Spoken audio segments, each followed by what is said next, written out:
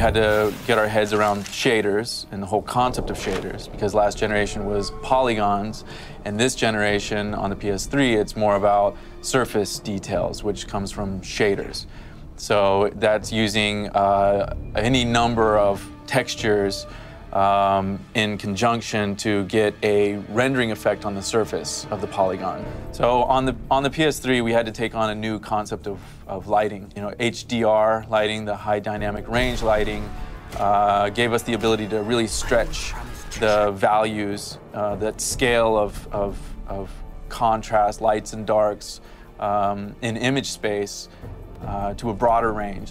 So that on the fly, as we're pulling and stretching these ranges and changing the apertures of the camera as we're moving in and out of dark areas to light areas, we're also trying to make it easy on the player's eye and make the screen still readable and playable. For that instant that you come out of the dark and you move into the light, we want that effect of like, oh, there's a lot of light out here, it's this bright sunny day, and we'll pull it back into the range. To do it on the fly, and to control it in a way that's manageable and still, it excites the visual aspects, but it doesn't interfere with the gameplay is very important to us in next-gen technology. PlayStation 3 is like, you know, allowing us to do these amazing things runtime.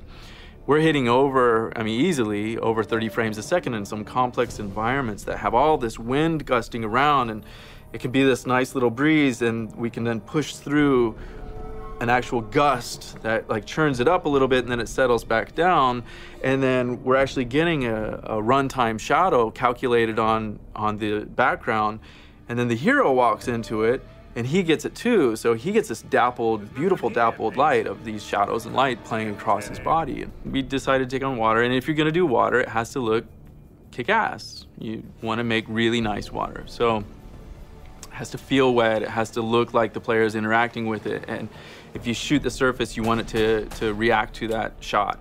If you shoot near the surface, maybe there is some sort of an impact on the soil that you also want to kind of, that wind would impact, and we get that as well.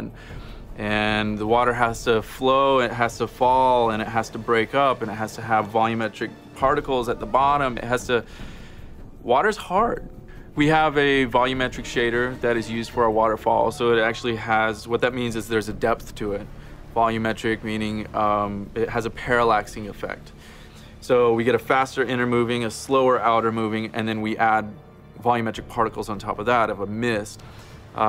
It's a pretty complex system without the PlayStation 3 and without Naughty Dog being crazy. Ah! I mean, we wouldn't be doing water, that's for sure, because it's crazy.